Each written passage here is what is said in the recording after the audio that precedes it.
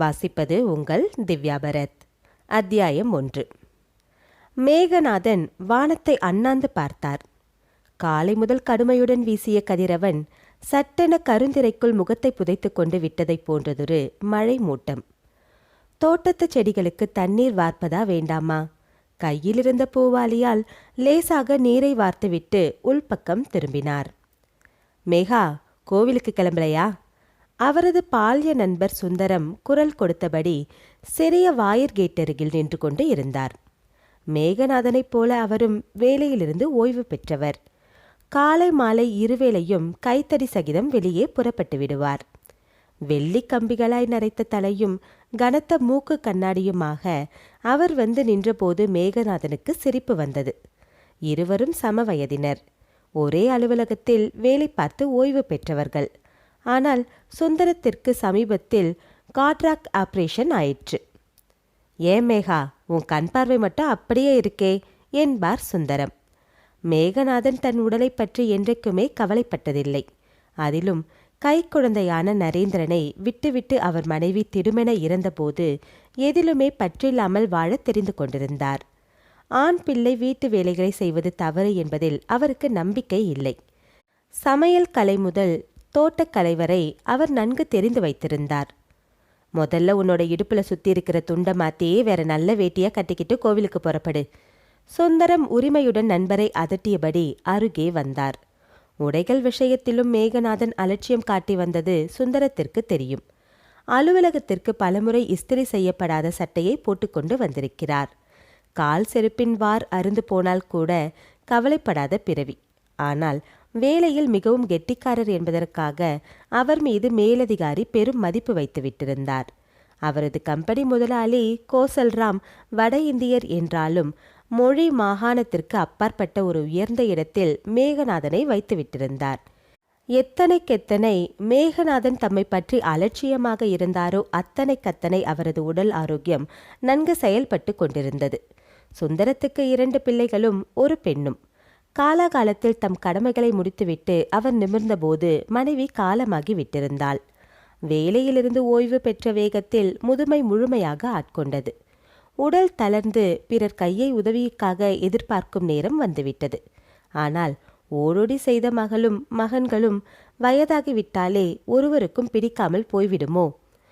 பெருமூச்செறிந்தபடி மேகநாதனை பார்த்தார். இவன் மட்டும் என்ன வாழ்ந்தான்? மனைவியின் மறைவுக்கு பின் சமையற்கரண்டியை கையில் எடுத்தவன். இன்னமும் அதை கீழே வைத்த பாடில்லை. மகன் நரேந்திரன் அப்பா பிள்ளையாகத்தான் வளர்ந்தான். நன்றாக படித்தான். பிறகு பக்கத்து அலுவலகத்தில் வேலை பார்க்கும் வானதிக்கு இருக்கும் கருணை கூட சுகுணாவின் மனதில் இருக்கவில்லையே. மேல் நாட்டில் இருக்கிறவங்க 80 வயசானா கூட திடமா இருக்கணும், உழைக்கணும்னு ஓடி ஆடி வேலை செய்கிறாங்க. நம்ம ஊரில் 40 வயது தாண்டினதுமே வயசாயிடுச்சு, முடியலைன்னு ஒரே ஒப்பாரி. அழுத்தம் திருத்தமாக அவள் கூறிய போது மனதில் சுரீரென வலி தைத்தது. சதா, அப்பா நீங்க என்ன சொல்றீங்க என்று அவரிடம் அபிப்பிராயம் கேட்கும் மகன் நரேந்திரன் எப்படி மாறிப்போய்விட்டான். உடையை மாற்றிக்கொண்டு வாயிற்பக்கம் வந்தவர் கதவை பூட்டுவதா வேண்டாவா என ஒரு கணம் தயங்கி நின்றார். ஆஃபீஸ்லேருந்து அழுத்து போய் வீடு திரும்புகிற சமயம் வீடு பூட்டி கிடக்குது. மகன் மருமகள் இருவருமே அழுத்து கொள்வார்கள். இத்தனைக்கும் 3 பேர்களிடமும் மாற்றுச்சாவிகள் இருந்தன. ஆனாலும் மகனை விட மருமகளுக்கு கடும் கோபம் வந்துவிடும். ஏனெனில் வீடு திரும்பினதும் திரும்பாததுமாக சமையலறையில் புகுந்து கொள்ள வேண்டுமே. இன்னைக்கு மழையோ வந்துட்டா கேட்க வேணாம், மழையுடன் கூடிய இடியே வந்துடும் சுகுணாவின் பேச்சில். வானத்தை மீண்டும் பார்த்தார்.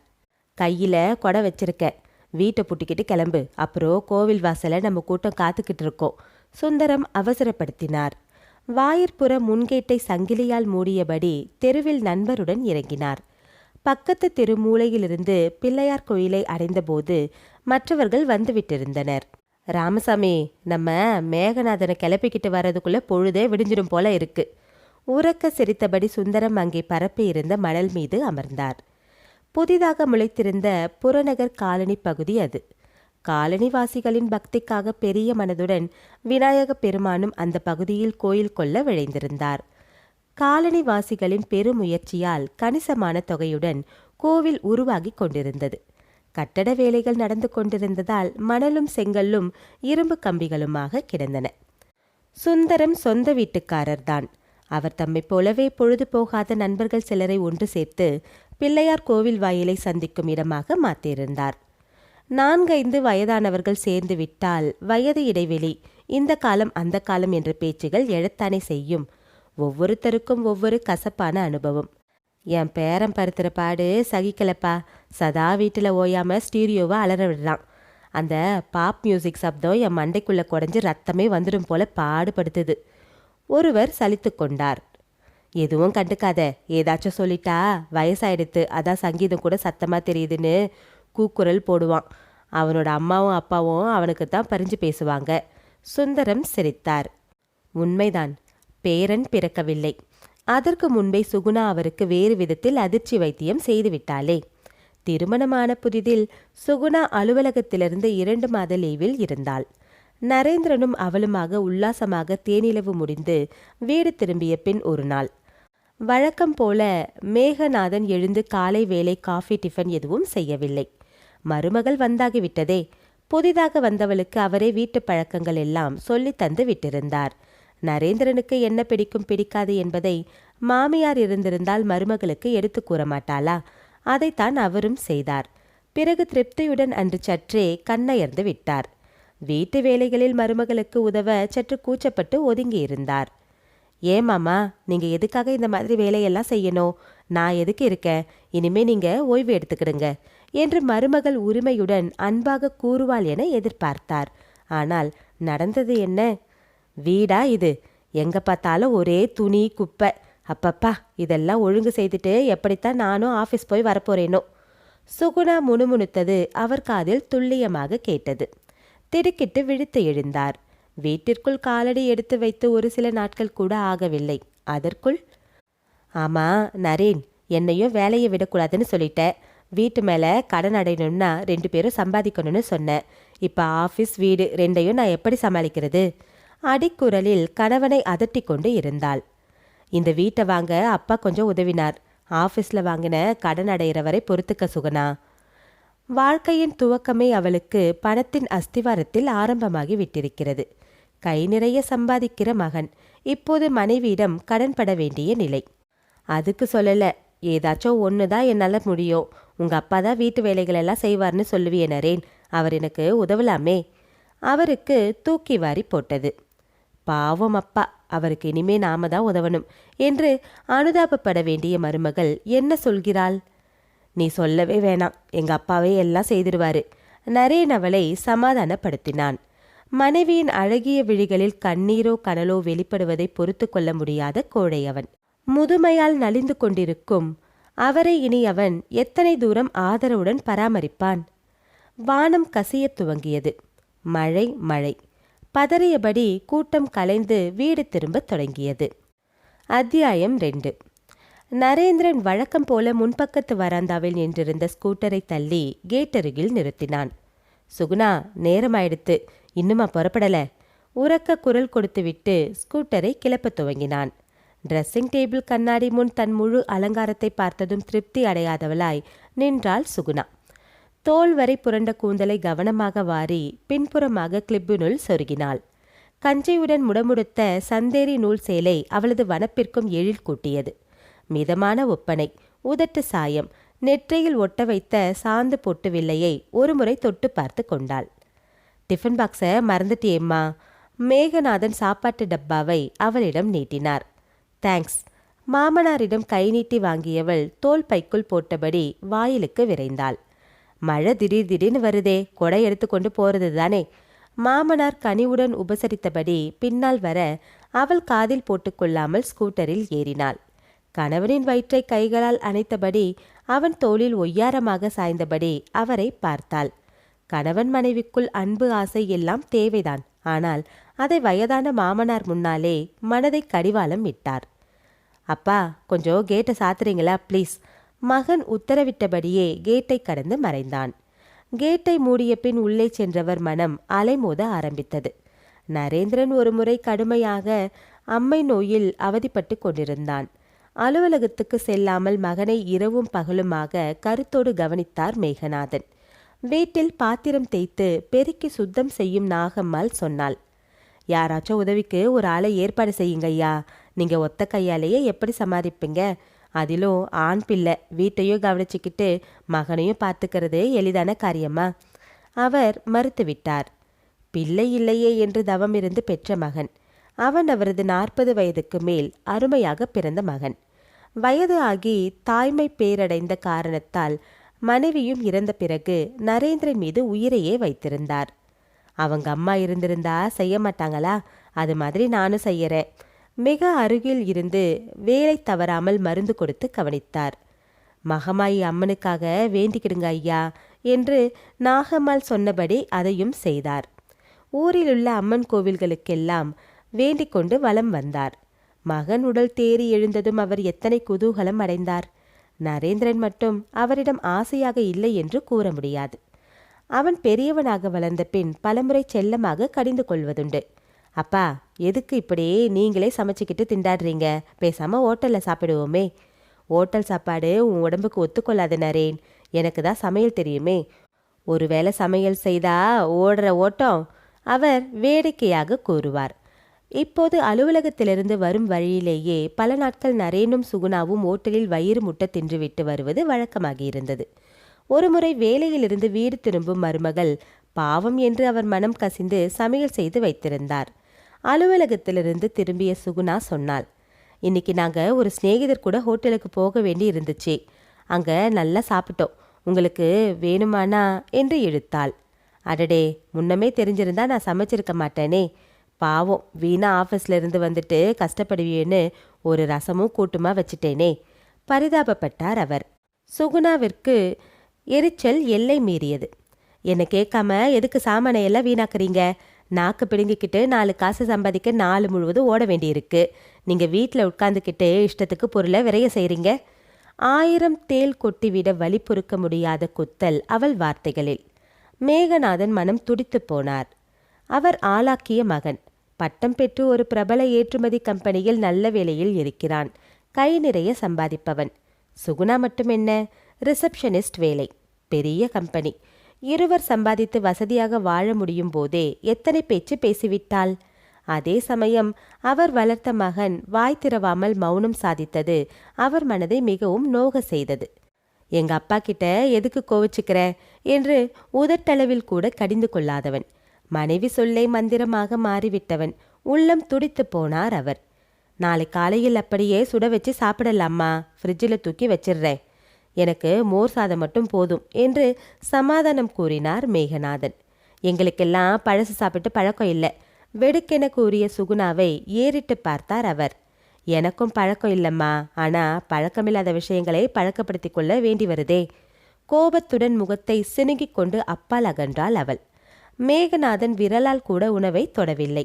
அதற்காக பசியை அடக்கிக் கொள்ள அவர் தயாராக இல்லை. தோளில் துண்டை உதறி போட்டுக்கொண்டு வெளியே போனவர் பக்கத்து கடை ஒன்றில் 2 பன்னை வாங்கி தின்று பசியாற்றினார். இப்போதெல்லாம் அவர் அடிக்கடி வெளியே சென்று பசியாறிக் கொள்வது சகஜமான நிகழ்ச்சி ஆகிவிட்டிருந்தது. மேகநாதன் சாப்பாட்டு மேஜை மீது தமது தட்டை கொணர்ந்து வைத்தபடி புன்னகைத்து கொண்டார். பசி வந்திட 10 பறந்து போகாதா? ஒரு முறை அவருக்கு இது போன்ற ஏதோ ஒரு வேகம். கையில் 2 பக்கடா பொட்டலங்கள்.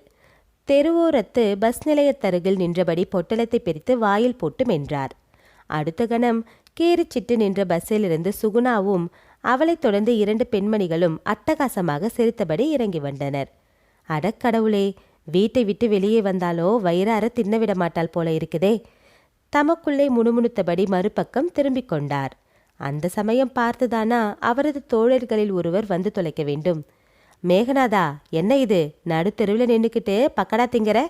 உரக்க குரல் கொடுத்தபடி அருகே வந்துவிட்டார். சுகுணா திடுக்கிட்டு திரும்பியவள் உறுத்து பார்த்தாள். அவளது மாமனார் வேண்டுமென்றே அவளை அவமானப்படுத்த அப்படி செய்வதாக எண்ணியவளாய் முகம் சிவக்க சினத்துடன் வேகமாக நடந்தாள். அன்று இரவு அவரை பற்றிய புகார் பட்டியல் தயார்.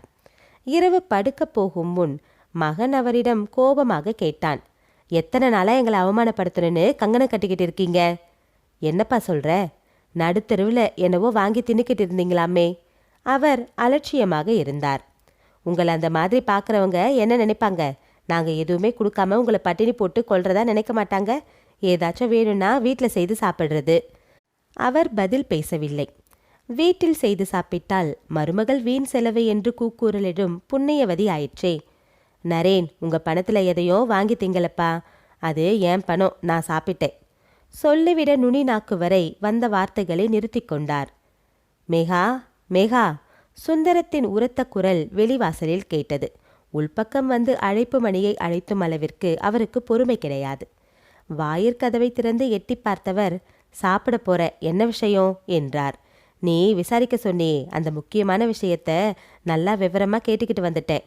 சுந்தரம் உற்சாகத்துடன் கூறினார். அப்படியா, உள்ளவா என்றார் மேகநாதன். அத்தியாயம் 3. காலையிலிருந்து சுகுணாவின் கொந்தளிப்பு அடிங்கன பாடே இல்லை.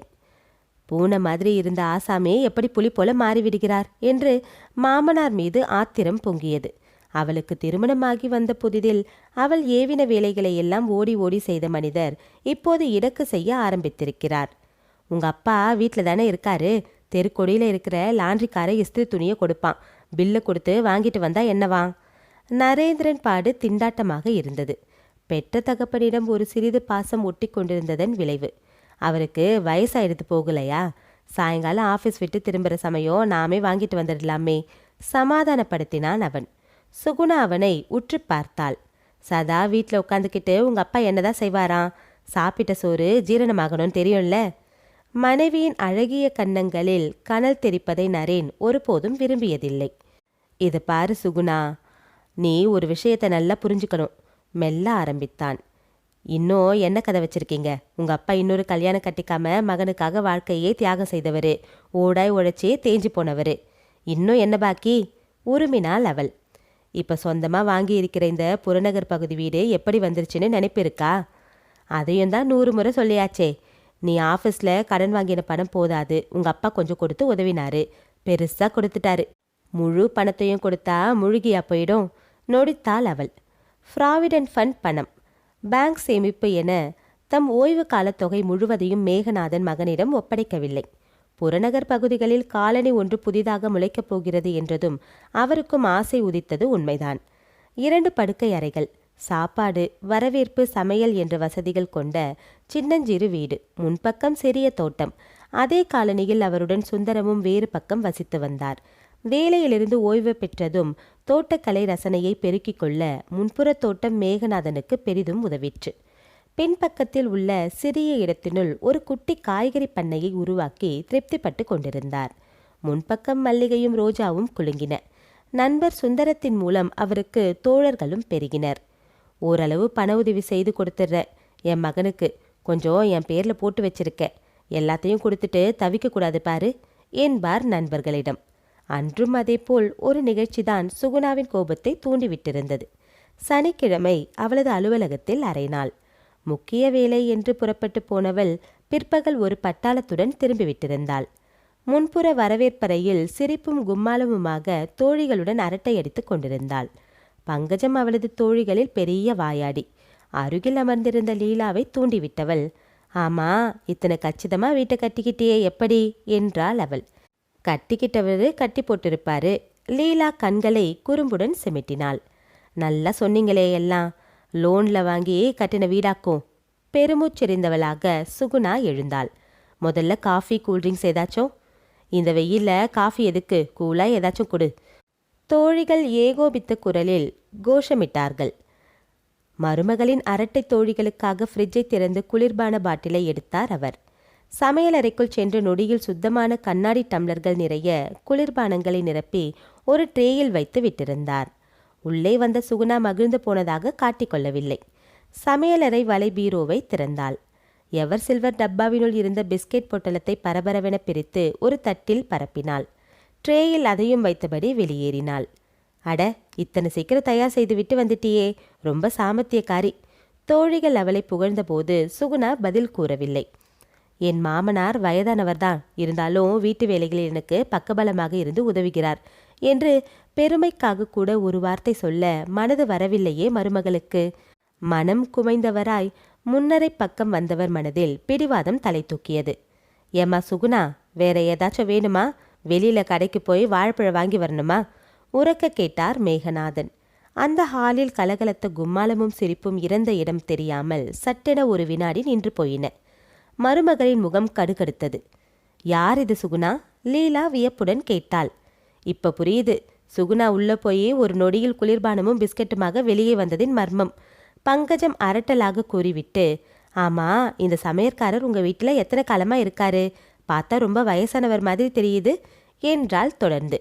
அவமானம் தாங்க மாட்டாதவளாய் சுகுணா மாமனாரை வெறித்தாள். அட, என்னம்மா நீங்க? நான் சுகுணாவுக்கு மாமனார். என் மருமக மக மாதிரி. அவளுக்கு அப்பா இருந்தா உதவ மாட்டாரோ?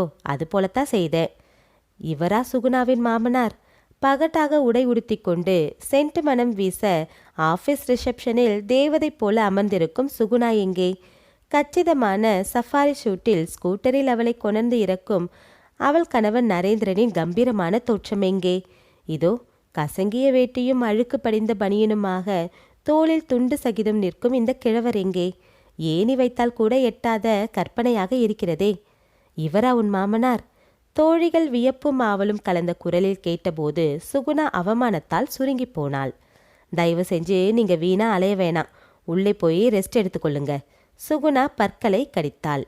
மேகநாதன் உள்ளே மறைந்ததும் பங்கஜம் உரக்க சிரித்துவிட்டு, மிஸ்டர் நரேந்திரன் கம்பீரமான மனுஷர். அந்த கூர்மையான மூக்கு, வரிசை பற்கள், ஆழ்ந்த கண்கள். ஒரு சமயம் அவங்க அம்மாவை கொண்டிருப்பார் சாயலில். இவர் ஒரு மாதிரி இருக்கார் என்று கூறினாள். ரொம்ப சாரி, உன் மாமனார் என்று சொல்லுக்கே இவர் திருஷ்டி பரிகாரம். கொள்ளென சிரிப்பு அறை முழுவதும் பரவியது. வேணும்னே உங்க அப்பா என் சிநேகிதிங்க முன்னால அழுக்கு முட்டை மாதிரி வந்து நின்னாரு. எல்லோரும் பார்த்து சிரிக்கட்டும்னு அவருக்கு நினப்பு. சீறினாள் அவள். இப்போது ஏவின வேலைகளை செய்ய அவர் மறுக்க ஆரம்பித்தது அது வேறு கோபத்தை கிளறிவிட ஏதுவாக இருந்தது. வர வர சின்ன குழந்தையாட்டம் என்ன அடம் பிடிக்கிறாரு? இதை நீ ஏன் கேட்க மாட்டேங்கிற நரேன்? நரேந்திரன் ஒரு வினாடி நிதானித்தான். பிறகு கூறினான், அப்பாவை கேட்டுவிட அரை வினாடி கூட ஆகாது. ஆனா என்ன ஆனா? நீ எப்பவுமே ஒரு பெரிய கோழை. எப்ப பாரு அப்பா அப்பாவோட பிள்ளை. சொன்னாலும் சொல்லாவிட்டாலும் நான் அவர் பிள்ளைதானே. விளையாட்டா? அவள் சினுங்கினாள். மனைவியின் கன்னத்தை லேசாக கிள்ளிவிட்டு, என் அன்பான சுகுணா, புரியாமல் பேசாதே. அப்பா கிட்ட இன்னமோ பணம் பேங்க் கணக்கில் இருக்கு. அது வர்ற வரைக்கும் கோபத்தை மூட்டை கட்டி வச்சிருக்கணும்னு தெரிஞ்சுக்கோ என்று கூறினான். சுகுணாவின் வாயை பணம் என்ற பேய் அடைத்துவிட்டது. அத்தியாயம் 4. வார விடுமுறை நாட்களில் மகனும் மருமகளும் வீட்டில் தங்குவது அபூர்வம் என்பது மேகநாதனுக்கு தெரியும். ஞாயிறு விடுமுறை என்றால் ஸ்கூட்டரை எடுத்துக்கொண்டு நண்பர்கள் வீடு, சினிமா என்று போய்விடுவார்கள். வெளியே சாப்பாடு, ஐஸ்கிரீம் என்று வயிற்றை நிரப்பிக்கொண்டு வீடு வந்து சேர்வதற்குள் இரவு 8 மணி ஆகிவிடும். ஆரம்பத்தில் மேகநாதன் தனிமையில் மனம் சோர்ந்து போய்விட்டிருந்தார். திருமணத்திற்கு முன்பு அலுவலகத்திலிருந்து வீடு திரும்பிய மகனை ஆவலுடன் வரவேற்பார். என்னப்பா, எதுக்காக வெண்பொங்கல், தொட்டுக்கொள்ள சட்னி எல்லாம் செய்திருக்க என்றபடி சாப்பாட்டு மேஜை அருகே அமரும் மகனை பார்த்து பெருமிதம் கொள்வார். என்னால் முடிஞ்ச வரைக்கும் செய்திடுறேன். பிறகு உன் மனைவி கையால் விதவிதமாக செஞ்சு போடுறத சாப்பிடப்பா மகிழ்ச்சியுடன் கூறுவார். நீங்களும் உங்கள் மருமகள் கையால் சாப்பிடத்தானே போறீங்க. அப்போ உங்களுக்கு பூரண ஓய்வு. மகன் பரிவுடன் கூறுவதை கேட்டு அகமகிழ்ந்து போய்விடுவார். இப்போது மகனுக்கு மட்டுமல்ல, மருமகளுக்கும் சேர்த்தே அவர் செய்து கொண்டிருக்கிறார். அந்த அவல நிலை எப்படி ஏற்பட்டது? மேகநாதன் சமையலறை பக்கம் வந்தார். காலையில் மருமகள் வேண்டா வெறுப்பாக போட்டு வைத்திருந்த காஃபி ஜில்லென்று ஒரு டம்ளரில் இருந்தது. அதை மூடி வைக்கக்கூட நேரமில்லை போலும். நாங்கள் வெளியே சாப்பிட போகிறோம். சுகுணாவை உங்களுக்காக ஏதாச்சும் செய்து வைக்க சொல்கிறேன். நரேன் மெல்ல ஆரம்பித்தான் அன்று காலையில். கவலைப்படாத நரேன், என்னோட சாப்பாடு தானே, நானே செய்துக்கிறேன். நீங்கள் 2 பேரும் வெளியே போய்விட்டு மெதுவாக வாங்க. அவர் குளியலறைக்குள் புகுந்து கொண்டார். அவர் குளியலை முடித்து வேறு உடை அணிந்து வருவதற்குள் தம்பதி சமேதராக ஸ்கூட்டரில் ஆரோகணித்து விட்டிருந்தனர். மேகநாதன் மேற்கொண்டு எதுவும் கூறாமல் கதவை மூடிக்கொண்டு உள்ளே வந்தார். வீட்டு வேலை செய்யும் பெண்மணி வேலையை முடித்துவிட்டு புறப்படும் வரை காத்திருந்தவர் மனதில் புது தீர்மானம் உருவாகியிருந்தது. வீட்டை காவல் காக்கவும் வேலைகள் செய்யவும் மட்டும் அவர் பயன்பட வேண்டும் என்ற சுயநலமான மனப்போக்கை பெரிதும் வெறுத்தார் அவர். கேவலம் பணம் மட்டும் ஒரு தனி மனிதன் வாழ்வில் எல்லாவற்றையும் வாரி வழங்கிவிட முடியாது என்பதை ஏன் மகனும் மருமகளும் புரிந்து கொள்ளவில்லை? வயது என்பது எல்லோருக்கும் தான் ஒரே மாதிரி வருவதுதான். இன்றைக்கு இளமையுடன் துள்ளுபவர்கள் நாளைக்கு முதுமையால் தள்ளாடுவதற்கு எத்தனை காலம் ஆகிவிடும்? சட்டென சுந்தரத்தின் நினைப்பு வந்தது. 2 நாட்களுக்கு முன் அவர் வீடு தேடி வந்து சொல்லிவிட்டு போன விஷயம். அவசரமாக வீட்டை பூட்டி கொண்டு தெருவில் இறங்கினார். தெருமுனையை தாண்டும் பொழுதுதான் மருமகள் புறப்படும் முன் உத்தரவிட்டது ஞாபகத்திற்கு வந்தது. மளிகை கடைக்காரனிடம் லிஸ்ட் கொடுத்துட்டேன், சாமான்களை எடுத்துட்டு வந்தா வைக்க சொல்லுங்க, நான் வந்து சரி பார்த்துக்கிறேன். இப்போ என்ன செய்யறது? மளிகை கடை ஆசாமி வாசல்ல வந்து நிற்பானே, பதறிப்போனார் அவர். ஆமாம், அதற்குள்ளாரவா வந்துட போறான். ஒரு ஓட்ட சுந்தரக்கிட்ட போயிட்டு பேசிட்டு வந்து திரும்ப வந்துட்டா போகுது. சுந்தரத்தின் வீட்டிலிருந்து திரும்பியதும் பசி வயிற்றை குடைந்தது. காலையில் ஒரு டம்ளர் காஃபி பருகியதுடன் சரி. சுந்தரத்தின் வீட்டில் மரியாதைக்கு காஃபி சாப்பிட்றீங்களா மாமா என்று கேட்பார்கள். மேகநாதன் மறுத்து விடுவார். காரணம், சுந்தரத்தின் பொருட்டு வரும் விருந்தாளிகளையும் அதன் காரணமாக ஏற்படும் செலவினங்களையும் அவர்கள் கட்டோடு வெறுப்பார்கள். ஊர்ல இருக்கிற கிழங்கட்டையெல்லாம் நம்ம வீட்டுக்கு படையெடுக்குதுங்க என்று கரிப்பார்கள் என்பது மேகநாதனுக்கு தெரியும். மேகநாதன் சுந்தரத்திடம் தாழ்ந்த குரலில் பேசிவிட்டு வெளியேறியதும் வெகுவாக கலைத்து விட்டிருந்தார். மனதினுள் இருந்த கசப்பு, அசதி, பசி யாவுமாக அவரை எதிரே புதிதாக ஆரம்பிக்கப்பட்டிருந்த ரெஸ்டாரண்ட் பக்கம் பிடரியை பிடித்து உந்தின. வெங்காய மனம் வீசிய ஊத்தாப்பமும் சூடான வடைகளுடன் சுட சுட காஃபியும் வயிற்றை நிரப்பிய குஷியில் பில்லை கொடுத்தவர் வெளியே வந்தார். அப்போதுதான் வீட்டின் நினைப்பு அவருக்கு வந்தது. மளிகை கடைக்காரன் வந்து போயிருப்பானோ? பரபரப்புடன் வீடு திரும்பினார். வாயிற்புற கேட்டு திறந்திருந்தது. சைக்கிள் வந்து போன அடையாளம் தரையில் தெரிந்தது. கடை ஆள் சாமான்களை எடுத்துக்கொண்டு வந்து போயிருப்பான். இனி என்ன செய்வது? சுகுணா வந்தால் முழுமுழுவென்று கொட்டி தீர்ப்பாளே. மருமகளிடம் பயம் என்று கூற முடியாது. ஆனால் சதா முணுமுணுத்து கொண்டே இருக்கும் நபருடன் வீட்டினுள் வளைய வருவது எப்படி? சுகுணாவின் நச்சரிப்பை தவிர்க்க வேண்டுமானால் நேரே மளிகை கடை இருக்கும் இடம் தேடி செல்ல வேண்டும். மேகநாதன் வீட்டை திறக்காமல் திரும்பி நடந்தார். மளிகை கடைக்காரர் இவரை கண்டதும் மதிப்புடன் வணக்கம் தெரிவித்தார். நீங்க எதுக்கு வரீங்க? சொல்லி அனுப்பினா போதுமே, லிஸ்ட்ல ஏதேனும் சாமான் விட்டு போயிட்டதா என்றார் பணிவுடன். இல்ல, பையன் சாமான் கொண்ட போது நான் வீட்டில் இல்லை. நீங்க எதுக்கு இருக்கணும்? சின்னம்மா இருப்பாங்களே, இன்னைக்கு லீவு நாளுன்னு சொன்னாங்க. ஆமாம், ஆனால் அவங்க 2 பேரும் அவசரமாக வெளியே புறப்பட்டு போயிட்டாங்க. நாம தான் வீட்டில் இருக்கோமேன்னு நினச்சேன். நானும் வீட்டை பூட்டிக்கிட்டு வெளியே போயிட்டேன். அப்போ பார்த்து உங்கள் பையன் வந்துட்டு போயிட்டாப்பில் இருக்கு. இப்போ அனுப்பிச்சிங்கன்னா தேவலை. அடடே, அவன் பல இடத்துக்கு போகிறவனாயிருச்சே. எல்லாத்தையும் முடிச்சுக்கிட்டு தான் கடைக்கு திரும்புவான். உங்கள் லிஸ்ட்டு படி சாமான் பெட்டி அவன்கிட்ட இருக்கே, அவன் வந்த உடனே அனுப்பி வைக்கிறேன். மேகநாதன் வீடு திரும்பினார். மாலை 6 மணிக்கு சுகுணாவும் நரேனும் வீடு திரும்பிய சமயம் கடைக்கார பையன் பற்களை காட்டியபடி உள்ளே வந்தான். விளக்கு வச்ச சமயத்துல சாமான்களை கொண்டு வந்து நிக்கிறியே, எப்படி கணக்கு பார்க்கறது? சுகுணா எரிந்து விழுந்தாள். காலையில ஒரு வாட்டி வந்துட்டு போனேன். பையன் ஆதியோண்டமாய் விஷயத்தை பிட்டு வைத்து விட்டான். வர வர சின்னவங்களுக்கு சரியாக பெரியவங்களோ போட்டி போட ஆரம்பிச்சிட்டாப்புல இருக்கு. நாம வெளியில போனது உங்க அப்பாவுக்கு பொறுக்கலை, உடனே ஊர் சுத்த கிளம்பி இருக்காரு. கணவனிடம் வெடித்தாள் சுகுணா. நான் ஊர் சுத்த போகல, ஒரு வேலையாகத்தான் போனேன். வெடுக்கென கூறிய மேகநாதன் மகனை ஒரு முறை பார்த்தார். நரேன், நீங்க 2 பேரும் வந்துட்டீங்க இல்லையா? இப்ப எனக்கு வெளியே போக வேண்டிய வேலை இருக்கு. ராத்திரி சாப்பிட வரமாட்டேன். கையை வீசியபடி வெளியே நடந்தார். சுகுணாவின் முகம் கோபத்தால் சிவந்தது. அத்தியாயம் 5. கோவில் வாசலில் பரப்பி கிடந்த மணல் தரையில் உட்கார்ந்தபடி மேலே பார்த்தார் மேகநாதன். ஓர் இளம் ஜோடி கையில் பிடித்த குழந்தையுடன் முன்னால் நடந்து கொண்டிருந்தது கண்ணில் பட்டது. தாத்தா கிட்ட போனோம், தாத்தா கிட்ட. குழந்தை அடம் பிடித்தபடி அவரது மடியில் வந்து தொப்பென்று விழுந்தான். தூக்கி வாரி போட்டது அவருக்கு. குண்டு கன்னங்கள், கொழு கொழுவென்ற உடல், சுருண்ட முடி அசைய அவரை இறுக கட்டி கொண்ட குழந்தை தாத்தா தாத்தா நீயோ வா என்று அழ ஆரம்பித்தான். குழந்தையின் தாயும் தந்தையும் பதற்றத்துடன் அவர் அருகில் ஓடி வந்து, மன்னிச்சு கொள்ளுங்க, இவனுக்கு அவங்க தாத்தா தான் எல்லாம், உங்களை பார்த்துட்டு அவர்னு நினைச்சிட்டான் என்றபோது அவர் சிரித்தார். குழந்தையும் தெய்வமும் கொண்டாடும் இடத்தில் என்பாங்க. அவங்க தாத்தா ரொம்ப செல்லம் கொடுத்திருப்பார் போல இருக்கு. குழந்தையை தூக்கி நெற்றியில் லேசாக முத்தமிட்டார். நீ அப்பா அம்மா கூட கோவிலுக்கு போயிட்டு வா கண்ணா, தாத்தா இங்கேயே உட்கார்ந்துட்டு இருக்க. சமாதானம் சொன்னதும் குழந்தை அரைமனதாக எழுந்தது. உனக்கு நடக்க முடியலையா தாத்தா? நான் கையை பிடிச்சிக்கிறேன், எங்க கூட வா, கூட்டிட்டு போறேன். மழலையில் கொஞ்சியது அந்த குழந்தை. இல்ல கண்ணா, நீ போயிட்டு வா, எனக்கு காலை வலிக்குது, தாத்தா சொன்னா கேப்பல்ல. குழந்தை தலையை ஆட்டியது. இப்ப நீ போயிட்டு வா, திரும்பி பார்த்தபடி பெற்றோரின் கையை பிடித்து கொண்டான் குழந்தை. அவர்கள் போவதையே பார்த்தபடி அமர்ந்தவர் மனதில் கசப்பான உணர்வு மீண்டும் தலை தூக்கியது. அவருக்கு சொந்த பேரனோ பேத்தியோ பிறக்கலாம். அந்த பேர குழந்தை இப்படி ஒரு பாசத்தோடு அவரிடம் வந்து ஒட்டி கொள்ளுமா? குழந்தைகளுக்கு கள்ளமில்லா உள்ளம் உண்டு என்பதை அவரும் அறிவார். ஆனால் அவரது மருமகள் உள்ளத்தில் தேக்கி வைத்திருக்கப்பட்டிருக்கும் வெறுப்பு என்ற விஷம் குழந்தை உள்ளத்திற்கு பரவ எத்தனை வினாடிகள் தேவைப்படும்? ஏன் இவ்வளவு பெரிய ஆண் பிள்ளை, படித்தவன், உலக அனுபவம் கொண்ட இளைஞன் நரேந்திரன். அவனே பெற்ற தகப்பனிடம் பாசத்தை ஒழித்துவிட்ட பிறகு அவர்கள் இருவருக்கும் பிறக்கப் போகும் குழந்தையா இவரிடம் அன்பை பொழியப் போகிறது? சுகுணா வேறு குடும்பத்திலிருந்து வந்தவள். அவள் மீது முழுவதுமாக அவர் குற்றம் சாட்ட தயாராக இல்லை. புக்ககத்தில் நடந்து கொள்ளும் முறைகளை பற்றியோ பழக்க வழக்கங்களை பற்றியோ எடுத்து கூறி அவளை வழிப்படுத்த மாமியார், நாத்தனார் அல்லது நரேந்திரனது உறவு வழி பெண்கள் எவருமே இல்லை. தந்தையும் மகனும் உள்ள அந்த சிறு குடும்பத்தில் அவளாகவே தெரிந்து கொண்டு அன்புடன் வாழ கற்றுக்கொண்டிருக்கலாம். ஆனால் அவளுக்கு அதற்கு தேவையான பொறுமை இல்லை. மேகநாதன் மெல்ல முறுவலித்தார். சுகுணாவிற்கு வாழ்க்கையில் வாழ்ந்துவிட வேண்டும் என்ற துடிப்பு. விதவிதமாக உடுத்தி வேடிக்கை வினோதங்களில் ஈடுபட்டு சந்தோஷமாக பொழுதை கழிக்க வேண்டும் என்ற ஆவேசம்.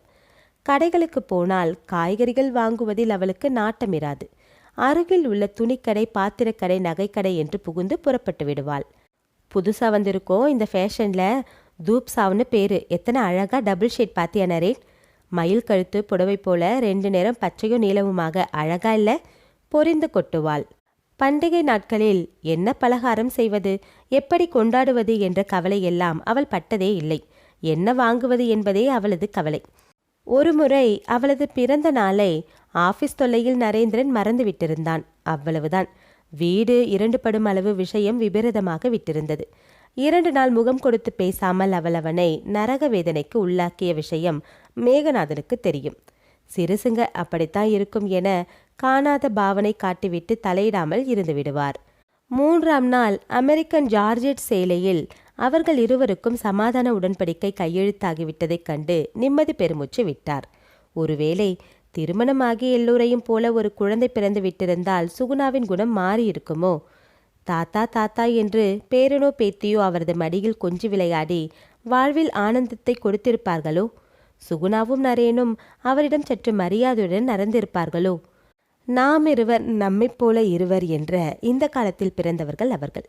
இனி ஒன்றே பெருக, அதிலும் நன்றே பெருக, அன்றே பெற வேண்டாம் என்ற கொள்கையை அனுசரித்து விட்டவர்கள்.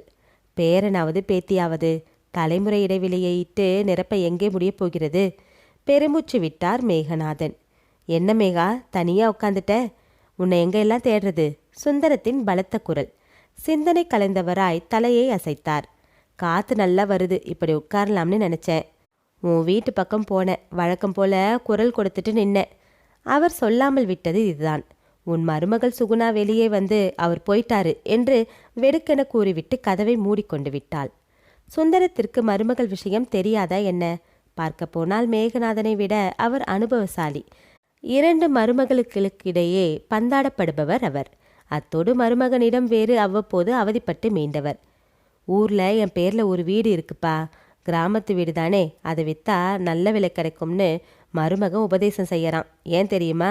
சட்டப்படி ஒரு பங்கு சொத்து என் பொண்ணுக்கு, அதை வாங்கி அப்படியே பிஸ்னஸ்ல போடணுமா. அந்த துடிப்பு அவனுக்கு. மருமகள்கள் என்ன வேறு. மேகநாதனுக்கு அதுவும் தெரியும். சிறியவள், நான் சின்னவ, அப்பா மூத்தவகிட்ட தான் இருக்கணும் என்று தள்ளி விடுவாள். பெரியவள், எப்பவும் ஒரே இடத்துல இருந்தா போர் அடிக்காது என்று சின்னவள் வீட்டிற்கு அனுப்ப பார்ப்பாள். உள்ளூரிலேயே மகன்கள் இருந்து விட்ட தொல்லை வேறு அவருக்கு. வீட்டை வித்தாலோ பணத்தை கொடுத்துடாதே, மேகநாதன் உபதேசித்தார். அடிக்கடி இருவருமே பலமுறை ஹோட்டலுக்கு கூட்டாக சென்று பசியாறியதும் உண்டு. என்னப்பா சிரிக்கிற? சுந்தரம் கேட்டபடி பக்கத்தில் அமர்ந்தார். சிரிக்காம என்ன அழவா முடியும்? நாமும் மேல் நாட்டுக்காரங்களை போல தனிமையில் வாழ கற்றுக்கணும். சுந்தரம், இந்த பந்தம் பாசம் எல்லாவற்றையும் தொடச்சி எரிஞ்சிட்டு போயிடணும். வெறுப்புடன் கூறி அவரை உற்று பார்த்தார் சுந்தரம். ரொம்ப சரி, ஆனால் அதே மேல் நாட்டுக்காரங்க அப்போ நம்மளை போல கூட்டு குடும்பமாக வாழணும்னு ஆசைப்படுறாங்க. இதுக்கு என்ன சொல்கிற? கூட்டு குடும்பமாக வாழாட்டா கூட பரவாயில்ல சுந்தரம். அவங்கள பெத்த தகப்பனையோ தாயோ பாரமாக நினைக்காம வாழ்ந்துக்கிட்டு இருந்தா சரி. மனதினுள் பரவிய கசப்பு வார்த்தைகளில் வடிந்தன. பணம் பதவி எதையும் அவர் கேட்கவில்லை. ஏன், முதுமை காலத்தில் தேவைப்பட்ட ஓய்வு, அதை பற்றி கூட அவர் பெரிதும் பாராட்டவில்லை. ஓடி ஆடி உழைக்க தயாராக இருந்தார். கண்ணன் என் சேவகன் என்ற பாரதியார் பாடலில் வருவதைப் போல எல்லாமாக இருக்க அவர் உடன்பட்டிருந்தார். ஆனால் அன்பு, ஒரே ஒரு அன்பான சொல். அப்பா, உங்களுக்கு என்ன வேணும்? நீங்கள் எப்படி இருக்கீங்க? அந்த வார்த்தைகளின் மூலம் எங்கே பாசம் ஒட்டி கொண்டு விடுமோ என்ற பயமோ அவர்களுக்கு. கண் இமைகளில் லேசாக நீர் சுட்டது. தீபாராதனை நடக்குது, புறப்படு. மணலை உதறிவிட்டு சுந்தரம் எழுந்தார். மணலுடன் பாசத்தையும் உதற முயன்றவராய் மேகநாதன் எழுந்து கோவிலுக்குள் சென்றார். விநாயக பெருமான் விபூதிக்காக பணிந்தபடி அவரை பார்த்து சிரித்தது போல ஒரு கணம் மருண்டு போனார் அவர். மகனே, உலக பந்தத்தை துறந்துவிடு என்பதைப் போல திருநீறு பூத்த மேனியாக பிள்ளையார் நின்றார்.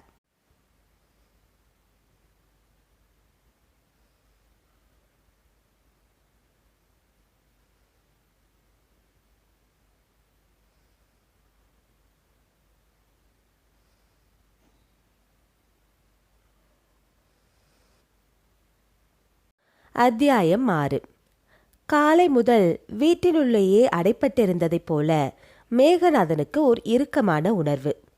முதல் நாள் மாலை சுகுணாவும் நரேனும் அலுவலகத்திலிருந்து திரும்பிய போது கிளம்பிய விவாதம் காரணமாக ஏற்பட்டிருக்கலாம். மேகநாதன் வேண்டா வெறுப்புடன் சாப்பாட்டு தட்டை கழுவி துடைத்தார். மனைவியோடு வாழ்ந்த காலத்தில் வீட்டு வேலை என்றால் என்ன என்பதை அறியாதவராய் வாழ்ந்து விட்டிருந்தார். என்னங்க, கொஞ்சம் பொரியல் வைக்கட்டுமா?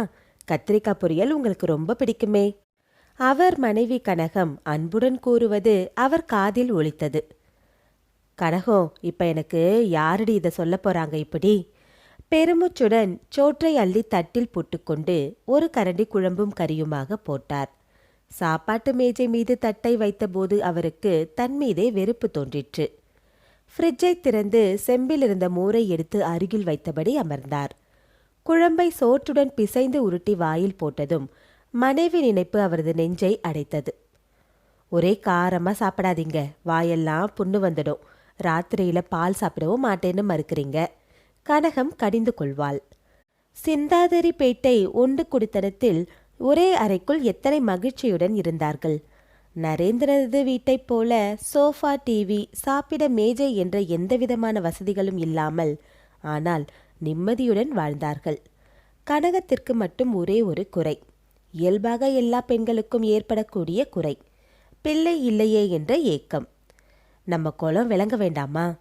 கனகம் போகாத கோவில்கள் இல்லை, நோற்காத நோன்புகள் இல்லை. ராமேஸ்வரத்துக்கு போய் கணவன் சமேதர கடல்ல முழுகிட்டு வந்தா பலன் கிடைக்குமா? கனகம் கூறிய போது அவருக்கு எரிச்சல் வந்தது உண்மை. குழந்தை இல்லாட்டி என்ன கனகம், நம்ம தலையில் அப்படின்னு எழுதியிருந்தா நீயும் நானும் என்ன செய்ய முடியும்? இதுக்காக காசி எங்கே ராமேஸ்வரம் எங்கேன்னு தேடிக்கிட்டு போக முடியுமா? மறுத்து பார்த்தார். கனகம் அவரிடம் கெஞ்சி கூத்தாடி வெற்றி அடைந்து விட்டாள். ராமேஸ்வரத்தின் அருளோ என்னவோ, கனகம் தாய்மை அடைந்த போது மட்டிலா பெருமகிழ்ச்சி பொங்கியது. பிறக்கிறது எதுவானாலோ நம்ம குழந்தை, நமது குலம் விளங்க வந்ததுன்னு இருக்கணும். ஆரம்பம் முதலே அவர் எச்சரிக்க துவங்கி இருந்தார். கனகத்தின் ஆசைகள், எதிர்பார்ப்புகள் என்ன என்பதை அவர் நன்கு உணர்ந்திருந்தார். கனகம் விரும்பியபடி ஆண் குழந்தை கஷ்டப்பிரசவம்தான். கனகத்தின் ஆசை நிறைவேறிவிட்டது என்று நிம்மதி பெருமூச்சு விட்ட சமயம், கனகத்தின் அந்த ஆசை கடைசி ஆசையாகி போகும் என்பதை அவர் கண்டாரா என்ன? நல்ல வேளை கனகோ, நீ உயிரோட இல்லை. இருந்திருந்தா. அவர் உதடுகள் நடுங்கின.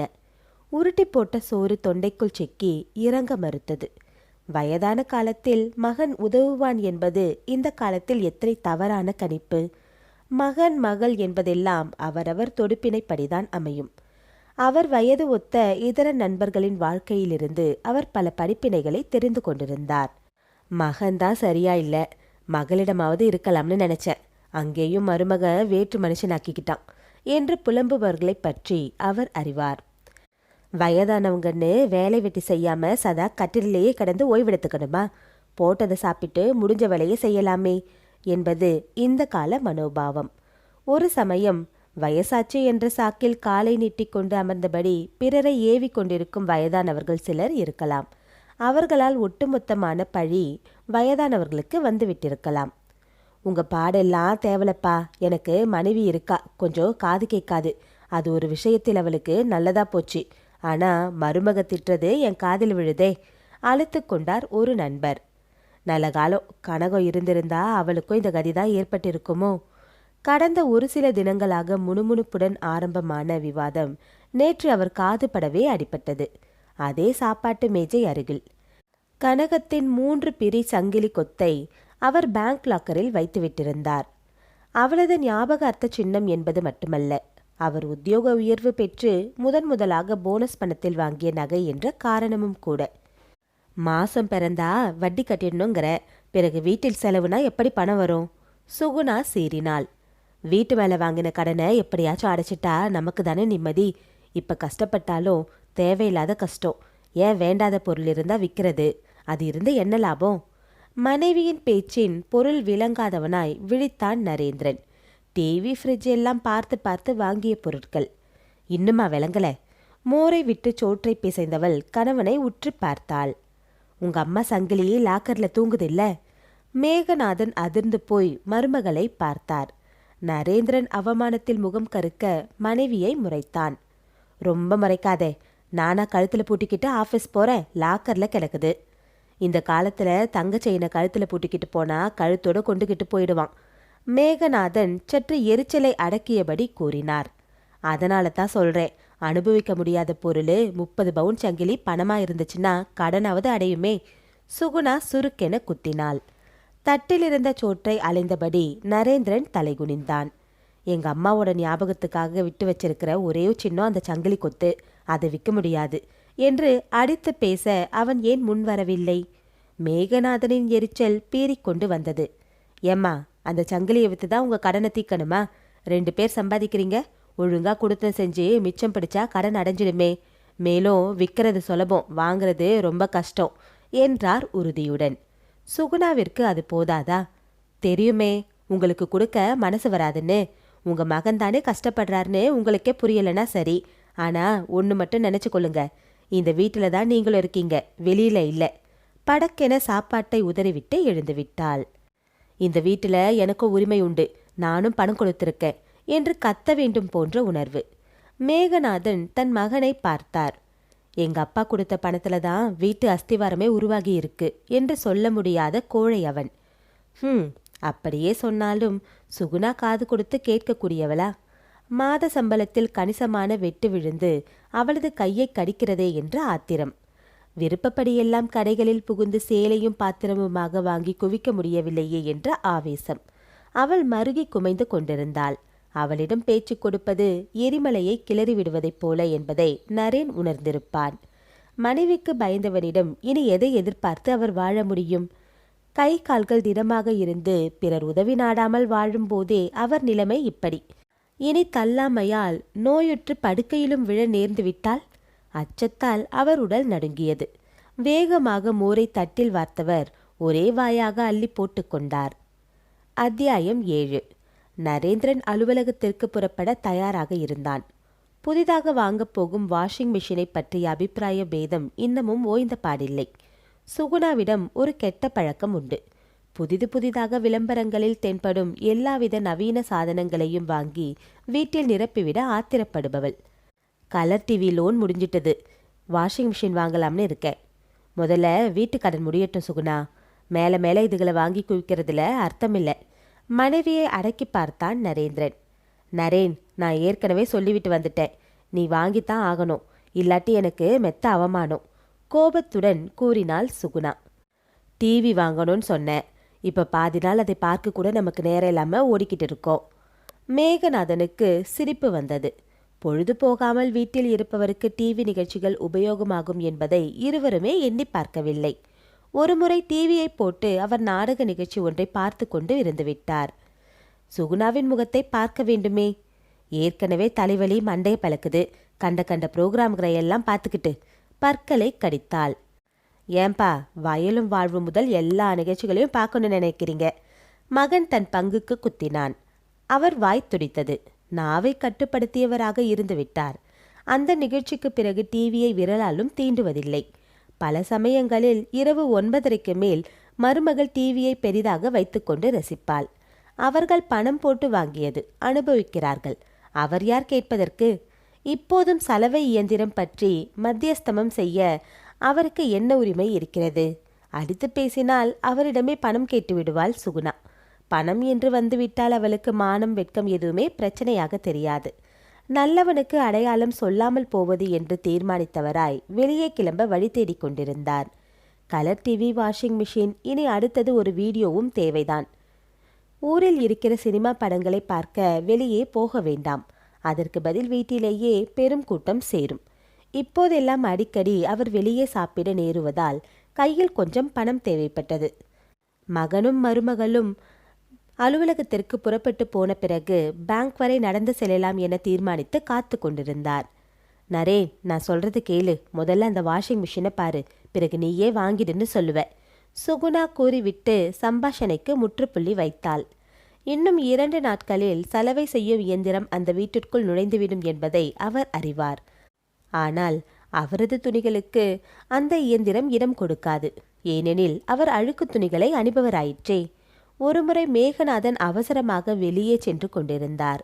சாதாரணமாகவே அவர் உடை விஷயத்தில் அதிக கவனம் செலுத்தும் ஆசாமி அல்ல. அதிலும் அன்று அவசர நிமித்தம் பணம் எடுத்து வருவதற்காக பேங்க் மூடிவிடும் என்ற பதைப்பில் கையில் கிடைத்ததை போட்டுக்கொண்டு கிளம்பிவிட்டார். வீடு திரும்பிய பிறகுதான் அவருக்கு தமது ஷர்ட் காலரின் ஓரம் கிழிந்திருந்தது பற்றி தெரிய வந்தது.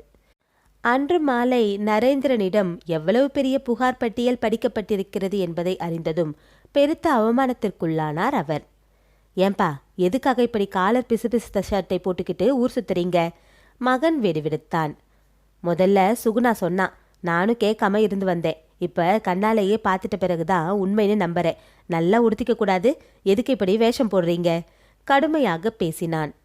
அவர் மெல்ல சிரித்துவிட்டு, காலர் கிழிஞ்சது தானேப்பா, எனக்கு எதுக்கு இனிமே இந்த அலங்காரம் எல்லாம் என்றார் மெதுவாக.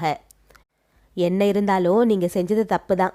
பொறுப்பான பதவியில் இருக்காரு உங்க மகன். நான் ஒருத்தி இருக்கேன். உங்களுக்கு நல்ல ஷர்ட் வாங்கி தராம இருந்துட்டோன்னு கெட்ட பெயர் வாங்கி தரணும்னு செய்திருப்பீங்க. சுகுணா வெறித்தாள். மேகநாதன் தாடை இறுக வார்த்தைகளை விழுங்கிக் கொண்டார். ஊருக்காக பால் குடிப்பவர்கள் இவர்கள், தன் உடம்பிற்காக பால் குடிக்காதவர்கள். அப்படிப்பட்டவர்களிடம் பேசி என்ன பயன்? அந்த சம்பவத்திற்கு பின்னர் சுகுணா அடிக்கடி அவரிடம் குற்றம் காண துவங்கியிருந்தாள். உங்க அப்பாவை அந்த பானிபுரி கடைக்கிட்ட பார்த்தாலாம். என் ஆஃபீஸ் தொழில் லீலா. தள்ளுவண்டியில் வியாபாரம் செய்துக்கிட்டு போறவங்க கடை. நடப்பாதையில் நின்றுக்கிட்டு இவருக்கு வாங்கி தின்ன வேண்டிய அவசியம் என்ன? மகனுக்கு தந்தை பேரில் சினம் பொங்கியதில் வியப்பில்லை. எதுக்குப்பா இப்படி செய்றீங்க? தலையில் அடித்து கொண்டான். உன் மனைவி வீட்டு சாமான்களை அளந்து வைக்கிறா. நான் சமையல் செய்தாலும் அளந்து கொடுத்துட்டு ஸ்டோர் ரூமை போட்டி பீரோ சாவி கொத்த கைப்பையில் போட்டுக்கொண்டு போய்விடுகிறாள் என்ற உண்மையை புட்டு வைக்க அவர் மனம் விரும்பவில்லை. சேற்றில் கல் எறிந்தால் தம் முகத்தில் தானே தெரிக்கும். சுகுணா அழுது ஆகாத்தியம் செய்து தன் கட்சியை ஜெயித்து கொண்டு விடுவாள். மேகநாதன் எதற்காக சேற்றை பூசிக்கொள்ள வேண்டும்? வழக்கம் போல மருமகளுக்கும் மகனுக்கும் டிஃபன் டப்பாக்களை எடுத்து பையில் போட்டார். கையில கொடை இருக்கட்டும், ஏன்னா திடீர்னு மழை வந்துடும் பாரு என்று உபசரிப்பார். சுகுணா முகத்தை குலுக்கியபடி அறைக்குள் சென்று மறைந்தாள். சற்று நேரத்தில் ஸ்கூட்டரில் இருவரும் அலுவலகம் சென்ற பின் அவரும் புறப்பட்டார். பேங்க் வேலையை முடித்துக்கொண்டு திரும்பியவரை யாரோ பின்னால் அழைத்த ஒலி சட்டென நின்றார். சுந்தரம். உன்னை தேடிக்கிட்டு வீடு வர போனேன். மூச்சு வாங்கியது அவருக்கு. நீ போட்ட பிளான் படி ஒரு சின்ன வீடு ஏற்பாடு செய்திடலாம். நிதானமா பேசு, இரு என்று தயங்கியவர் நிமிர்ந்தார். எதிரே நின்ற ரெஸ்டாரண்ட் பலகை கண்ணில் பட, வா காஃபி டிஃபன் சாப்பிட்டபடி பேசுவோம் என்று கூறினார். ஹோட்டலின் குடும்ப அறை பகுதிக்குள் நண்பர்கள் இருவரும் சென்று அமர்ந்தனர். மசால் தோசை, இட்லி, வடை என்று தாராளமாக ஆர்டர் கொடுத்துவிட்டு பேச்சை துவங்கினார் சுந்தரம். தாம்பரத்தில் நான் சொன்ன ஆசாமி இருக்கார். நான் விஷயத்தை சொன்னதோ அவர் சரின்னிட்டார். முதல்ல 10,000 ரூபாய் கொடுத்துடணுமா? மேகநாதன் கவலையுடன் கணக்கு போட்டு கொண்டார். அவரது கையிருப்பிலிருந்து கணிசமான வெட்டு. யோசிக்காத மேகா, இது நயனமான இடம். இதை நழுவ விட்டா வாய்ப்பு போயிடும். வேற யாராவது பிடிச்சிடுவாங்க தூண்டினார் சுந்தரம். சரி, நீ ஏற்பாடு செய்த பிறகு நான் மறுப்பு சொல்ல என்ன இருக்கிறது? எதுக்கோ ஒரு நல்ல நாள் பார்த்துடு. உன் மகனுக்கும் மருமகளுக்கும் இழுத்தார் சுந்தரம். இப்ப எதுக்கு அவங்களுக்கு தெரியணும்? சமயம் வரும்போது சொல்லிக்கலாம். தோசையும் இட்லியும் வடையும் அவர்களது சம்பாஷணைக்கு முற்றுப்புள்ளி வைத்தன. அத்தியாயம் 8. அடுத்த வார விடுமுறை நாளில் சுகுணாவின் திட்டம் வேறாக இருந்தது. வாஷிங் மிஷின் வாங்கினதை தோழிகளிடம் காட்டி பெருமை அடித்துக் கொள்வதற்கு சரியான சந்தர்ப்பம். அதே சமயம் வீட்டிலேயே சினிமா பார்த்தோம் என்ற பெருமையும் கிடைக்கும். முதல் நாளிரவு மெல்ல கணவனிடம் சொன்னாள், நாளைக்கு நாம வெளியே போக வேணாம்.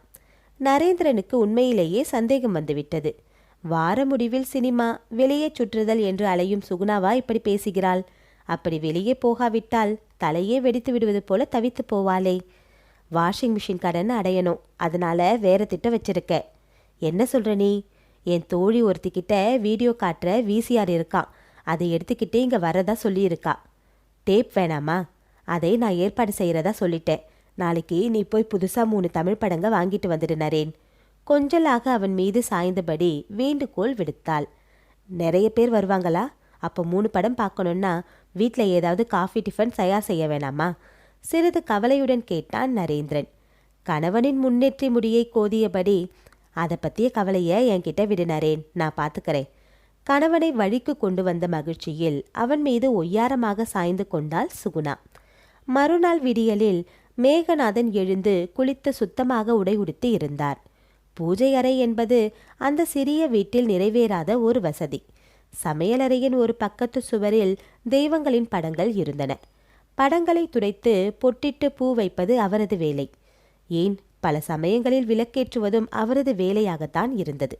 அவர் மனைவி கனகத்தின் மறைவு நாள் ஒவ்வொரு வருடமும் அவர் அவளது நினைவாக மல்லிகைப்பூ மாலை வாங்கி அவளது படத்திற்கு சூட்டுவது வழக்கம்.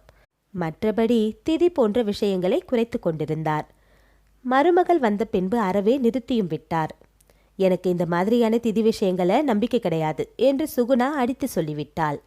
கனகத்திற்கு மல்லிகைப்பூ என்றால் உயிர். அவர்கள் சிந்தாதிரிப்பேட்டை வாழ்க்கையில் தினம் ஒரு பொட்டலம் மல்லிகைப்பூ வாங்காமல் அவர் வீடு திரும்ப மாட்டார். அதேபோல் அவளது கடைசி பயணத்திற்கு மல்லிகை பூவாலேயே அலங்காரம் செய்து வழியனுப்பி வைத்து தம் துயரை தணிக்க விரும்பினார். அம்மாவின் நினைவு நாளன்று நரேந்திரன் ஒன்றும் சாப்பிட மாட்டான். அவனாகவே ஒரு மல்லிகை மாலையை வாங்கி வந்து அம்மாவின் படத்திற்கு சூட்டுவான். அது ஒரு காலம். இப்போது அம்மாவின் நினைவு நாளை அவனுக்கு மறந்துவிட்டதே. ஃப்ரிட்ஜை திறந்தவர் மூக்கில் மல்லிகை பூவின் வாசனை மோதியது. ஏது, இந்த வாட்டி அம்மா நினைப்பு வந்துவிட்டதா நரேனுக்கு? பரவாயில்லையே. ஆச்சரியமும் மகிழ்ச்சியும் ஒருங்கே பொங்கின. மெதுவாக அந்த இலை சுருளை நீக்கி பார்த்தார். நெருக்கமாக தொடுக்கப்பட்ட மல்லிகை சரம். மெதுவாக வெளியே எடுத்தவரின் கரங்கள் நடுங்கின. கனகம், உன் மேல நரேனுக்கு ரொம்ப பாசம் பாத்தியா? நான் தான் கோபத்தில் ஏதோ தப்பா நினைச்சிட்டேன் என்று மனதுக்குள்ளேயே கூறியபடி ஃப்ரிட்ஜ் கதவை மூடினார். பூஜை நடுவில் காலையில் தன்னால் எடுத்து துடைக்க வைக்கப்பட்டிருந்த கனகத்தின் போட்டோ பொட்டிட்டு சந்தனக்கீற்றுடன் சிரித்தபடி அவரை பார்த்தது. பாத்தியா கனகம், உன் மருமகளுக்கு கூட சொல்லாம பூ வாங்கி வச்சிருக்கான். உவகை பொங்க மல்லிகையை மாலையாக படத்திற்கு அணிவித்தார். விளக்கை ஏற்றி ஊதுவத்திகளை செருகிவிட்டவர் ஒரு கணம் கண்களை மூடிக்கொண்டார். கனகோ, நம்ம குழந்தை நரேந்திரன் அவன் நல்லபடியா வாழணும். மேன்மேலும் வாழ்க்கையில முன்னேறி குழந்தையும் குடும்பமாக இருக்கட்டும்னு ஆசிர்வாதம் பண்ணுமா. கண்களில் கசிந்த நீரை துடைத்தார். ஞாயிறு காலை டிஃபன் காஃபி என்ன என்பதை மருமகள் வந்து தீர்மானிக்க வேண்டும். சற்று நேரத்தில் மருமகள் சுகுணா எழுந்து பல் தேய்க்கும் ஒலி கேட்டது. சுட சுட காஃபியை கலந்து சாப்பாட்டு மேஜை மீது வைத்தார் அவர். காஃபியை பருகியபடி சுகுணா மூக்கை உறிஞ்சினாள். மல்லிகையும் ஊதுவத்தி வாசனையுமாக காலை வேளையில். இன்னைக்கு வெங்காயம் சேர்க்காத டிஃபன் செய்திடணுமா? மெதுவாக மேகநாதன் துவங்கினார். அவள் விழிகளில் கேள்விக்குறி. உங்க அத்தையோட நினைவு நாள். வருஷத்தில் இன்னைக்கு ஒரு நாளுக்காவது அந்த இறந்து போன ஆத்மாவுக்காக நம்ம கொஞ்சம் கட்டுப்பாடா இருக்கணும். சட்டென ஏதோ பொறி தட்டியவளைப் போல எழுந்தாள் அவள். வேகமாக ஃப்ரிட்ஜை திறந்து, ஆமா, இங்க மல்லிப்பூ பொட்டலை வச்சிருந்தனே, எங்க அது? அவளது திடீர் கேள்வியால் குழம்பி போன மேகநாதன், அப்படின்னா அது நரேன் வாங்கினது இல்லையா? நீ தயங்கியபடி நின்றார். இது என்ன விபரீதம்? இவள் முகத்தில் எள்ளும் கொள்ளும் வெடிக்கின்றன. கண்களில் அனல் தெரிக்கிறது. அட ஆண்டவா, எதற்காக பூஜை அறை பக்கம் எட்டி பார்க்கிறாள்? ரொம்ப அழகா இருக்கு. யாரை கேட்டுக்கிட்டு மல்லிகைப்பூவை செத்தவங்க படத்துக்கு போட்டு வீணடிச்சிங்க? விஷத்தை கக்கினாள் அவள். அவருக்கு பலமான ஆத்திரம் வெகுண்டெழுந்தது. உன்னளவில் அவள் செத்து போனவள் தாம்மா. ஆனா உனக்கு இத்தனை அழகான புருஷனை பெத்து கொடுத்தவங்கிறத மறந்துடாத, அழுத்தமாக கூறிவிட்டு அப்பால் செல்ல முயன்றார். என்ன அநியாயம் செஞ்சிருக்காரு நரேன், இங்க வந்து பாரேன், கேரிச்சிட்டாள் சுகுணா. அரை தூக்கத்தில் படுக்கையில் உருண்டு கொண்டிருந்த நரேந்திரன் அலறி புடைத்து கொண்டு ஓடி வந்தான். தூக்கம் கலைந்துவிட்ட எரிச்சல் ஒரு புறம், மனைவியின் கோபத்திற்கு காரணம் எதுவோ என்ற கலக்கம் ஒரு புறமாக அவனை அலைக்கழித்தன. சுகுணா, என்ன நடந்தது? பதறினான் அவன். இன்னைக்கு என் தோழிகள் வருவாங்கன்னு சொன்னேனே, நினைப்பிருக்கா? வீடியோ படம் பார்க்க வருவாங்கன்னு சொன்னது தானே? ஆமாம், அவங்க வந்தா இருக்கட்டும்னு 4 முழம் மல்லிகைப்பூ வாங்கி கையோட ஃப்ரிட்ஜில் வச்சிருந்தேன். அதை உங்கள் அப்பா என்ன செய்துட்டார் தெரியுமா? என்ன செய்துட்டார்? பரபரத்தான் அவன். ஒன்றும் செய்யலப்பா நரேன், இன்னைக்கு உங்கள் அம்மா மகராசி செத்து போன நாள். நீ தான் உங்கள் அம்மாவை நினச்சிக்கிட்டு மல்லிப்பூ வாங்கிட்டு வந்துட்டியோன்னு நினச்சிக்கிட்டேன். நெஞ்சில முள் தைத்த வேதனையுடன் நரேன் தந்தையை பார்த்தான். அவனை குற்ற உணர்வு உறுத்தியது. ஏதோ அம்மாவுக்காக முன்ஜாகிரதையாக வாங்கி வந்திருக்கேன்னு நினச்சி உங்கள் அம்மா படத்தை எடுத்து வச்சு இந்த மல்லிகைப்பூவை போட்டுட்டேன். அவர் குரல் தடுமாறியது. தொண்டை கரகரத்தது. கனகம், 4 முழப்பூவிற்கு கணக்கு பார்க்குற மனிதர்கள் இவர்கள். நல்ல வேலை நீ தப்பிவிட்டாய், இல்லாவிட்டால் 4 நாள் பட்டினி போட்டுவிடக்கூடிய அரக்கர்கள். மனம் துயரத்தால் ஓலமிட்டது. உங்களுக்கு வேணும்னா வேற பூ வாங்கியிருக்கலாமே அப்பா. மகனின் சமாதானம் அவருக்கு எரிச்சலை ஊட்டியது. கேவலம் 4 முழம் பூ, அதை உபயோகித்து விட்டதால் தான் என்ன? வேறு போய் வாங்கி வரலாம் என்று மனைவியிடம் கூற முடியாத மகன் அவரிடமல்லவா கேட்கிறான். உண்மைதான் நரேன், உசுரோடு இருக்கிறவங்களுக்கே மரியாதை இல்லாதப்ப செத்தவங்க படத்துக்கு எதுக்கப்பா மாலையும் மரியாதையும்? இந்த கிழத்துக்கு எதுக்கப்பா மாலையும் மரியாதையும்? இந்த கிழத்துக்கு அது விளங்கலை என்றவர் சமையலறை பக்கம் சென்று சுவரில் சாய்ந்தபடி அழலானார். அத்தியாயம் 9. சுந்தரம் நண்பனை உற்று பார்த்தார். இனிமே எதுக்காக வேதனைப்படுற? நாம தான் எல்லா ஏற்பாடையும் செய்துட்டோம். ஒரு நல்ல நாளும் பார்த்து வச்சிட்டேன். உன் மகனுக்கும் மருமகளுக்கும் சொல்லிட்டு கிளம்ப வேண்டியது என்றார் கனிவுடன். வயசாகிட்டு வர சமயம் வேற வீடு கேட்குதா என்று நொடிப்பாள் மருமகள். சொல்லட்டுமே, உன் கையில் பணம் இருக்குது, வாழ்க்கை வாழறதும் வாழாததும் உன் விருப்பம். சுந்தரம் சிரித்தார்.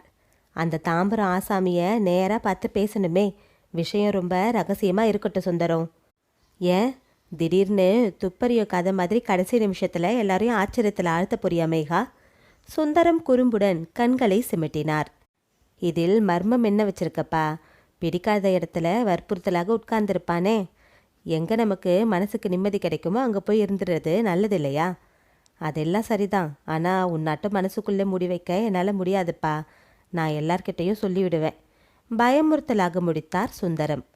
போகட்டும், அந்த தாம்பர ஆசாமியை நாம் எப்போ சந்திக்கிறது? நாளைக்கு காலையில் உங்கள் வீட்டுக்கு அழைச்சி வரட்டுமா? வேண்டாம் சுந்தரம், பிற்பகல் 3 மணிக்கே அந்த ரெஸ்டாரண்ட் பக்கம் அழைச்சிட்டு வா. அன்று பிற்பகல் சுகுணாவிற்கு அலுவலகத்தில் வேலை எதுவும் ஓடவில்லை. வீடியோ படங்களை பேராசையுடன் அடுத்தடுத்து ஓயாமல் பார்த்ததின் விளைவு வேறு. கடந்த ஞாயிறன்று மாமனாருடன் ஏற்பட்ட மோதலில் கிழவர் குணம் கெட்டுப்போய் வருகிற எரிச்சல். இது போதாத குறையாக ஸ்கூட்டர் சரிவர ஓடாமல் மக்கர் செய்த ஆத்திரம் எல்லாமாக அவளது தலைவலியை அதிகமாக்கி விட்டிருந்தன. கணவனது அலுவலகத்தில் புதிதாக வந்திருந்த எம்டி மிகுந்த கண்டிப்புடன் காணப்பட்டார். அதனால் நரேந்திரன் ஆபீஸில் குடிக்கொள்ளாத குறைவாக வீட்டிற்கு நேரம் கழித்து வந்து கொண்டிருந்தான். இத்துடன் பஸ்ஸில் நெரிசலில் ஈடுபட்டு கொண்டு ஆபீஸ் போகும் தொல்லை. ஸ்கூட்டரிலேயே சொகுசாக போய் உடை நலுங்காமல் வீடு திரும்பிய சுகுணாவிற்கு பஸ் பயணம் சினத்தை உண்டு பண்ணியது. நரேனும் பஸ்ஸில் வருவான், அதிலையும் எப்பவோ. அன்று காலை இருவரும் சேர்ந்து பஸ் நிலையத்திற்கு வந்தபோது நரேன் சொன்னான், சுகுணா, நீ எனக்காக காத்திருக்காதே, நான் வர நேரமாகலாம். கணவன் இல்லாமல் அவள் வீடு திரும்பிய முதல் அனுபவம் வேறு. எல்லாமுமாக ஆவேசத்துடன் வந்தவளின் கண்களில் பஸ் இறங்கும் இடத்தின் அருகே இருந்த ரெஸ்டாரண்டின் வாயில் முகப்பு பட்டது. ஒரு கப் காஃபி சாப்பிட்டு விட்டு போனால் என்ன? எண்ணமிட்டவளாய் மெல்ல களைப்புடன் நுழைந்தாள். அவளது கண்கள் நாலாபுறமும் நோட்டமிட்டன. சற்று முன்னதாகவே அவள் பர்மிஷன் கேட்டுக்கொண்டு வந்து விட்டிருந்தாள். ரெஸ்டாரண்டில் கூட்டம் அதிகமில்லை. குடும்ப அறைக்குள் நுழைந்தவள் அலுப்பு நீங்க அங்கு இருந்த வாஷ் பேஷனில் முகம் கழுவ குனிந்தாள். அங்கிருந்த தடுப்பின் மறுபக்கத்தில் மிக பழக்கமான குரல். திடுக்கிட்டவளாய் மெல்ல எட்டி பார்த்தவள் ஒரு வினாடி உறைந்து போனாள். அவளது மாமனார் மேகநாதன் ஒரு தாடிக்கார மனிதருடன் அவரது தோழர் சுந்தரத்துடனும் பேசிக்கொண்டு இருந்தார். சுந்தரத்தை அவள் அடிக்கடி பார்த்திருக்கிறாள். ஆனால் அந்த தாடி ஆசாமி யார்? 10,000 ரூபாய் முதல்ல கொடுத்துட்டா. மேகநாதன் பேசியது அவள் காதில் விழுந்ததும் சட்டென சுதாரித்து கொண்டாள். நீங்க பணத்தை கொடுத்துட்டீங்கன்னா பிறகு பிரச்சனையே இருக்காது. வாழ்க்கை முழுவதும் ஆனந்தமா இருக்கலாம், தாடிக்காரர் மெல்ல கூறினார். தன் நெஞ்சும் மார்பும் படக் படக் என அடித்துக்கொள்ள சுகுணா ஒரே எட்டில் வெளியே வந்தாள். 10,000 ரூபாய் எதற்காக அந்த தாடிக்காரனிடம் அள்ளி கொடுக்க போகிறார் இந்த மனுஷர்? அரை காசு பிள்ளைக்கு கொடுக்க மனம் வராத இவர் எதற்காக அப்படி ஒரு பெருந்தொகையை வாரி வழங்க வேணும்? அன்றிரவு கணவன் வரும் வரை அவள் மனம் எதிலும் செல்ல மறுத்தது. சாதாரண நாட்களாக இருந்தால் மாமனாரிடமே நேரடியாக கேட்டுவிட்டிருப்பாள். ஆனால் அன்றைய வீடியோ சம்பவத்திற்கு பிறகு அவளால் எதையுமே கேட்க முடியவில்லையே. தோழிகளுடன் வரவேற்பு அறையில் அரட்டை அடித்தபடி அமர்ந்திருந்தாள் சுகுணா. நரேந்திரன் அருகிலுள்ள ஓட்டலிலிருந்து டிஃபன் வகையாளர்களை தருவித்திருந்தான். காலையில் கோபித்து கொண்டு வெளியேறிய மாமனார் பிற்பகல் வீடு திரும்பும்போது பலத்த சிரிப்பும் பேச்சுமாக அங்கே கலகலப்பு. மேகநாதன் காலையில் நடந்த சம்பவத்தால் பெருத்த அதிர்ச்சிக்கு உள்ளாகி விட்டிருந்தார். அதனால் அவர் வந்தவர்களை நிமிர்ந்து கூட பார்க்காதபடி உள்ளே செல்ல முயன்றார். உன் மாமனார் தானே சுகுணா? அன்னைக்கு பார்த்ததை விட கொஞ்சம் நல்லாவே சுத்தமாக இருக்கார். உடம்பு கூட ஒரு சுத்து பெருத்த மாதிரி இருக்கு, கிசுகிசுத்தாள் மற்றொருத்தி. சுகுணாவோட சமையல் அவருக்கு நல்லாவே தெம்பு கொடுத்துருக்கு. உட்காத்தி வச்சு இன்னொரு கல்யாணம் செய்யலாம், வேறு ஒருத்தி அடிக்குரலில் கூறவும் சிரிப்பு அலை பரவியது. மேகநாதன் வெறுப்புடன் அவர்களை நிமிர்ந்து பார்த்தார். இன்னைக்கு இவனோட அம்மா செத்து போன நாள். மகனை சுட்டி காட்டினார். அதை கொண்டாடத்தா இன்னைக்கு உங்க செலவுல படம் போட்டு காட்டுறாங்க, குரோதமாக கூறிவிட்டு உள்ளே சென்று விட்டார். சட்டென ஒரு வினாடி மௌனம் நிலவியது. கிழவரின் எதிர்பாராத தாக்குதலினால் திகைப்புற்று அப்படியே அமர்ந்து விட்டார்கள் யாவரும். நரேந்திரன் தாடை இறுக கோபத்துடன் தகப்பனாரை தேடிக்கொண்டு பின்னால் வேகமாக நடந்தான். எதுக்காக்கப்பா அப்படி பேசுனீங்க? சுகுணா தோழிங்க எல்லோரும் என்ன நினைப்பாங்க? என்னை பற்றி அவங்க என்ன நினைக்கிறாங்கன்னு உனக்கு தெரியுமா? நீங்க பேசாத நரேன். ஏதோ சமையற்கார கிழவன்னு அவங்க அலட்சியமாக பேசுகிற அளவுக்கு உன் மனைவி இடம் கொடுத்துருக்கா. நான் அப்படிலாம் அடிமையாக இருக்கிற ஆசாமி இல்லைன்னு அவங்க புரிஞ்சு கொள்ளணும்னு தான் சொன்னேன். அன்று ஒரு யுத்த காண்டம் நடந்து முடிந்த பிறகு சுகுணா மாமனாரிடம் பேசுவதையே நிறுத்திவிட்டிருந்தாள். இப்போது தாடிக்காரருடன் என்ன பேச்சுவார்த்தை இருக்கும் என்ற விஷயம் மண்டையை குடைந்து கொண்டிருந்தது. இரவு 10 மணிக்கு மேல் களைப்பும் சோர்வுமாக வீடு திரும்பிய கணவனிடம் அவள் ரகசியமாக விஷயத்தை போட்டு உடைத்தாள். அவன் அதை பெரிதாக எடுத்துக்கொள்ளாததும் அவளை ஏமாற்றத்துக்கு உள்ளாக்கியது. என்ன நரேன், ஒண்ணுமே சொல்ல மாட்டேங்கிறீங்க? கணவனின் தோள் மீது சாய்ந்தபடி சினுங்கினாள். சுகுணா, அப்பாவை பற்றி சிந்திக்க இப்போது நேரம் இல்லை. எங்கள் எம்டி புதுசாக வந்திருக்காருன்னு சொன்னே இல்லையா? அவரை எப்படியாச்சும் நம்ம வீட்டில் ஒரு விருந்துக்கு கூப்பிடணும். சுகுணா வியப்புடன், நம்ம வீட்லையா என்று கூறினாள். ஆமாம், அந்த விருந்தில் தான் என் பதவி உயர்வே அடங்கியிருக்குது. சுகுணா 10,000 மறந்து பதவி நாற்காலியை தேடுவதில் முனைந்தாள். அத்தியாயம் 10. அந்த ஞாயிற்றுக்கிழமை சுகுணாவும் நரேந்திரனும் மிக சுறுசுறுப்பாக இயங்கினர். வீட்டில் விதவிதமாக காய்கறிகள் குவிந்தன. சுகுணா வீட்டை சுத்தப்படுத்தினாள். புதிய திரைசீலைகளை ஜன்னல்களுக்கு இட்டு அழகுபடுத்தினாள். வரவேற்பு அறை சோஃபா அருகில் சிறிய முக்காலி வந்து அமர்ந்தது. அதன் மீது புத்தம் புது மெருகுடன் பித்தளை குத்து விளக்குகள் காட்சி தந்தன. பூஜைக்காக விளக்கேத்தாட்டையும் பாலிஷ் போட்டு பார்வையா வைக்க தெரியுது. மேகநாதன் சிரித்து கொண்டார். அவரிடம் எதுவும் கலந்து கொள்ளாமல் கணவன் மனைவி இருவருமே விருந்து கொண்டாடும் வைபவத்தை பற்றி திட்டங்கள் தீட்டினார்கள். சாப்பாட்டு மேஜையில் எல்லாத்தையும் வச்சிடலாம், பஃபே முறையில் சாப்பாடு வச்சுட்டா நல்லது, சுகுணா கூறினாள். எங்கள் எம்டி வடக்கத்தியர்காரர்.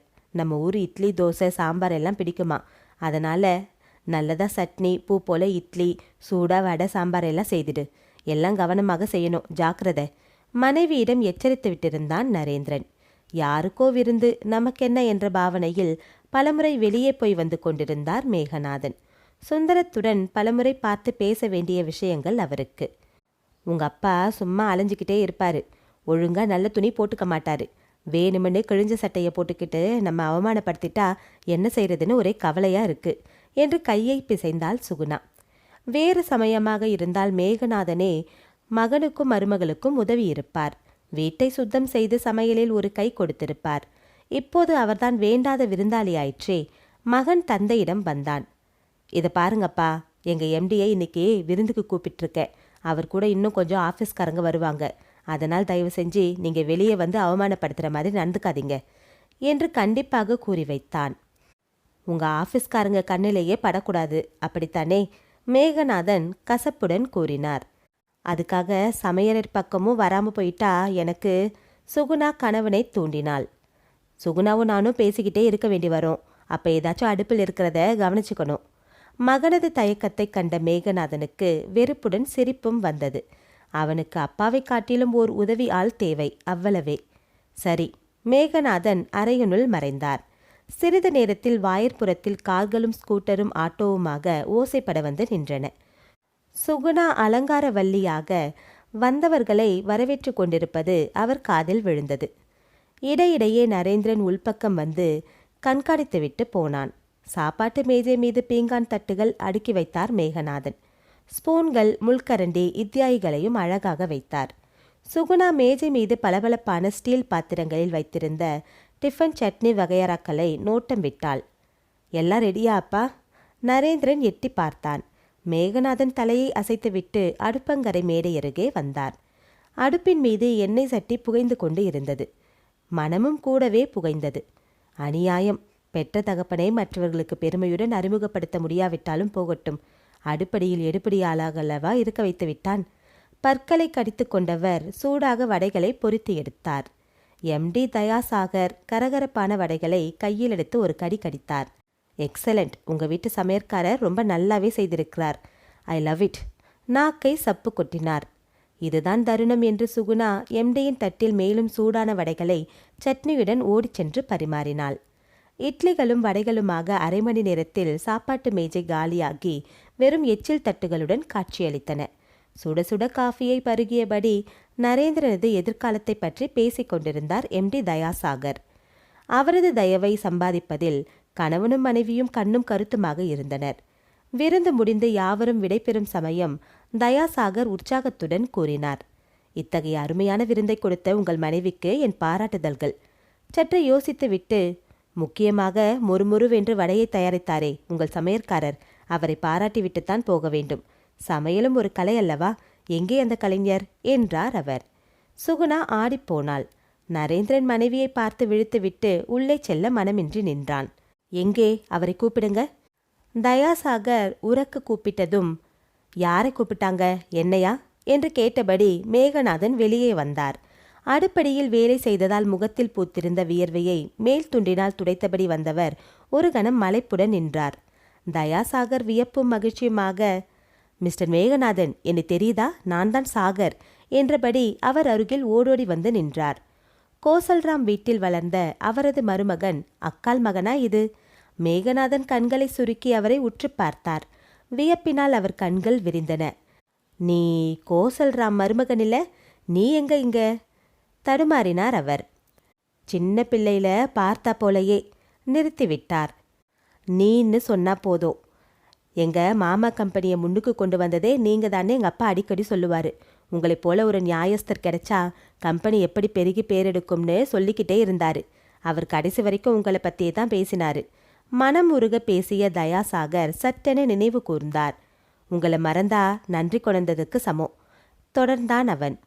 ஆமா, இந்த வீட்டில் நீங்க என்ன செய்துக்கிட்டு இருக்கீங்க? இவர் உங்களுக்கு என்னவாகணும்? நரேந்திரனை சுட்டி காட்டியபடி கேட்டார் அவர்.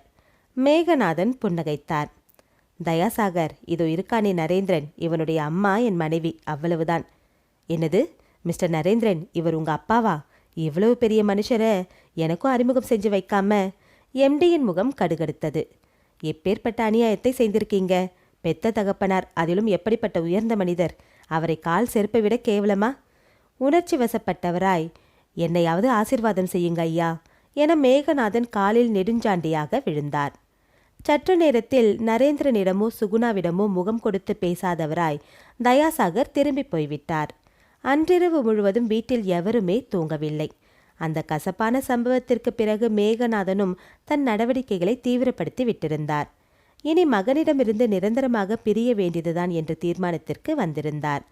2 நாட்கள் கழித்து ஒரு நாள் பிற்பகல் நரேந்திரன் பதறிக்கொண்டு வந்தான். அப்பா, அப்பா. அவனுக்கு பின்னால் சுகுணாவும் அடக்கமாக நின்றிருந்தாள். அப்பா, என்னை மன்னிச்சிடுங்க. உங்க பெருமை தெரியாம உங்களை ரொம்ப கஷ்டப்படுத்தி விட்டோம். சுகுணா கண்களில் நீர் வடிய ஆரம்பித்தது. எதற்காக இந்த புது திருப்பம்? குழப்பத்துடன் மகனை பார்த்தார் மேகநாதன். அப்பா, எனக்கு ஆஃபீஸில் ஒரு ப்ரொமோஷன் வர இருந்தது. அன்னைக்கு வந்தார் எம்டி தயாசாகர். அவர் மனசு வச்சாதான் எனக்கு பதவி உயர்வு கிடைக்கும். ஆனா வார்த்தைகள் தடுமாற நரேந்திரன் தத்தளித்தான். நீங்க ஒரு வார்த்தை சொன்னாதான் உங்க மகனுக்கு பதவி உயர்வு கிடைக்கும், சுகுணா அரற்றினாள். அப்படியா? நரேந்திரன் வேலையில் ரொம்ப கெட்டிக்காரனாச்சே. பதவி உயர்வு தன்னால் கிடைச்சிருக்குமே.